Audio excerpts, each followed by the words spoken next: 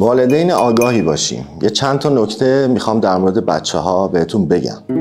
نکته اول، راست دست شدن یا چپ دست شدن زیر سن 3 سالگی اصلا طبیعی نیست. این اتفاق معمولا بعد از 3 سالگی میفته.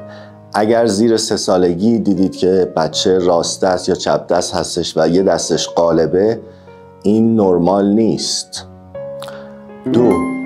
بعد از 2 سالگی کف پای صاف، روی پنجه راه رفتن و حالت پرانتزی زانوها که در حقیقت باعث بشه بچه زود خسته بشه یا اینکه راه رفتنش مشکل پیدا بکنه، این غیر طبیعی هستش. پاهاشو به بیرون بذاره یا به داخل بذاره، این غیر طبیعی هستش. 3.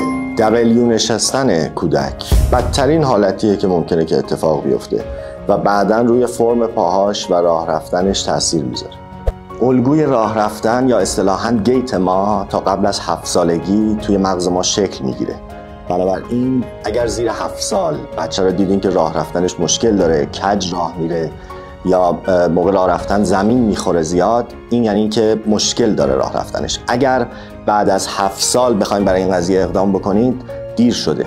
به خاطر همین حتما زودتر اگر که این بچه این مشکل رو داره، حتما باید ویزیت بشه، مشاوره بشه و علتش پیدا بشه. میتونید حتما با ما در این مورد مشاوره بکنید.